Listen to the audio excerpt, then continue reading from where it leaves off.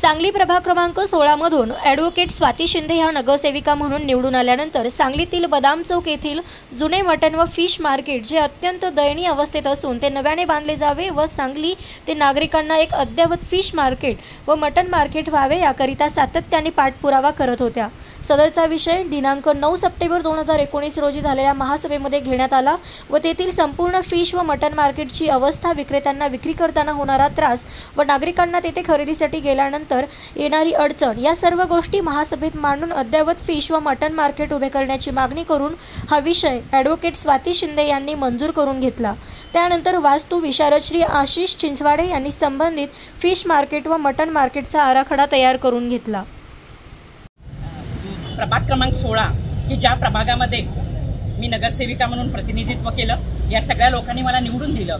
त्यावेळेला माझ्या प्रभागामध्ये असणारं जुनं जे फिश मार्केट आहे त्या फिश मार्केटचं नूतनीकरण व्हावं ही या सगळ्यांची मागणी होती, सर्व नागरिकांची मागणी होती। आज सांगलीमध्ये एकमेव असणारं मटण मार्केट आणि फिश मार्केट म्हणजे प्रभाग क्रमांक 16 ज्या बदाम चौकाच्या जवळ आहे, तर त्याचं नूतनीकरण होणं अत्यंत गरजेचं होतं। आणि ज्यावेळेला मी निवडणुकीला उभे राहिले त्यावेळेला मी या सर्व लोकांना आश्वासन दिलं होतं की तुमच्या या मच्छी मार्केटच्या पुनर्वसनासाठी आणि त्याचं नूतनीकरण करण्यासाठी मी प्रयत्न करीन। आणि सातत्याने गेली 5 वर्ष याच्यासाठी मी पाठपुरावा करत होते।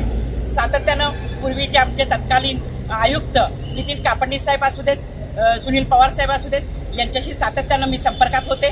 त्यानंतर आपण प्रकल्प तयार केला आणि तो प्रकल्प तयार करून आपण मत्स्य विभागाला पाठवला आणि मत्स्य विभागातून पाठवल्यानंतर आमचे भारतीय जनता पार्टीचे जे आमचे नेते आहेत मुनगंटीवार साहेब, ते या खात्याचे प्रमुख असल्यामुळे हे खातं त्यांच्याकडे असल्यामुळं आम्ही त्यांना विनंती केली आणि जेणेकरून इथं एक चांगलं अद्ययावत सुसज्ज असं मच्छी मार्केट आणि फिश मार्केट तयार व्हावं अशी त्यांना मागणी केली।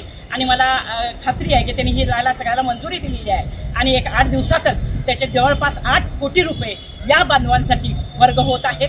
आणि हे वर्ग होत असताना त्या इथं जे विक्रेते आहेत त्या विक्रेत्यांचं पुनर्वसन देखील करत असताना जेव्हाही आपण नूतनीकरण करतो तर तो काळ हा जवळपास 1 वर्ष ते 2 वर्ष जाणार आहे। त्या कालावधीमध्ये या लोकांना चांगली अशी महापालिकेनेच त्याची सोय करावी यासाठी आम्ही त्यांना विनंती केली। या लोकांसाठी जे वीज आणि पाणीपट्टी भरतात या लोकांना प्राधान्य द्यावं आणि या लोकांना हे मिळालं पाहिजे। किमान 10 बाय 10 जे गाळे असले पाहिजेत, ते सुसज्ज असले पाहिजेत आणि या लोकांकरिता जे काही स्टोरेज असेल किंवा फ्रीजर असेल याची कल्पना त्यांना आम्ही दिली की ह्या सगळ्याची आवश्यकता आहे।